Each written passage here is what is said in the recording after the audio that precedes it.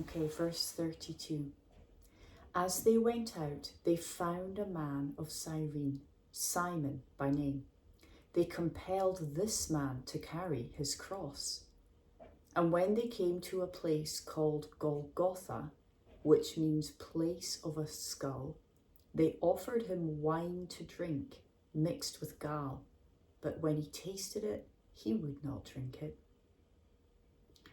So Jesus couldn't even carry the cross at this point. That's how badly he had been scourged and beaten up.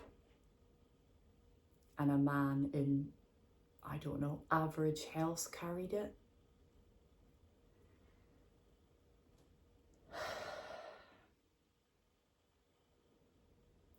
And when they had crucified him, they divided his garments among them by casting lots. Then they sat down and kept watch over him there. And over his head they put the charge against him, which read, "This is Jesus, the King of the Jews." Now, I said this before in a previous video, but if you rewind to the wise men who knew that the baby Jesus had been born, they were celebrating at the King of the Jews having arrived in the flesh on earth because they knew what it meant. And here he is being crucified, but yet for the same identity. So his life started with wise people commending his identity, one aspect of it, and here he is being murdered for the same aspect of his identity by people who did not have that wisdom.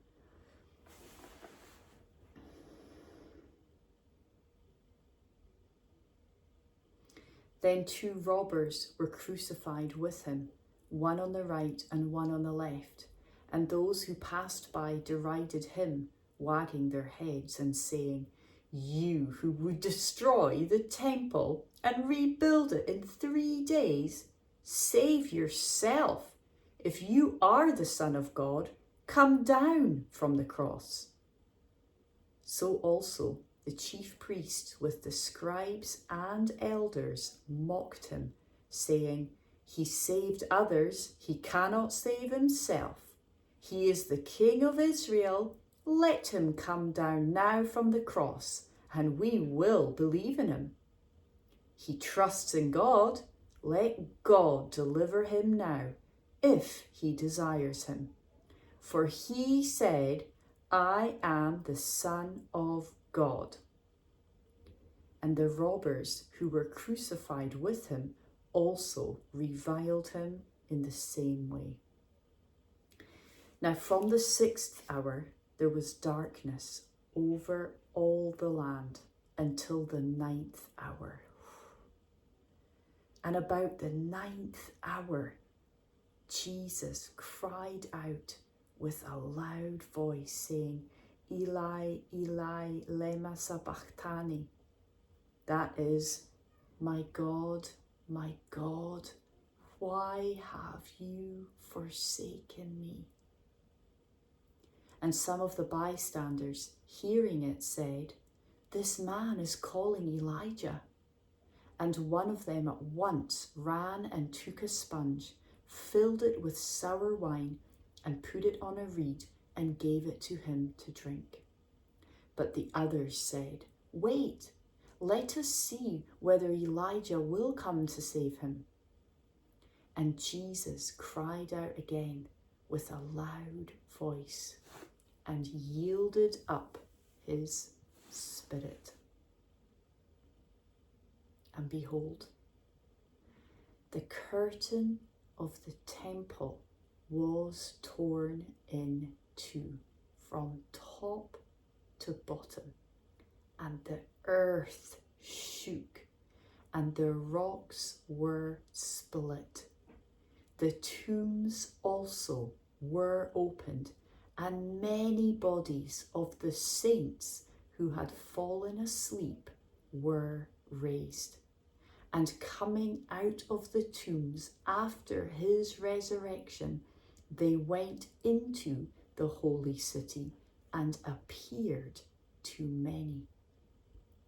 When the centurion and those who were with him, keeping watch over Jesus, saw the earthquake and what took place, they were filled with awe and said, "Truly, this was the Son of God."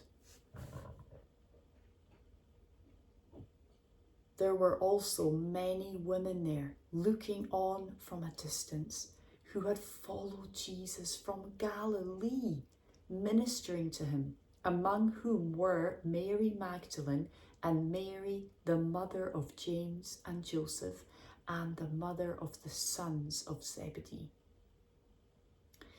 When it was evening, there came a rich man from Arimathea named Joseph, who also was a disciple of Jesus. He went to Pilate and asked for the body of Jesus.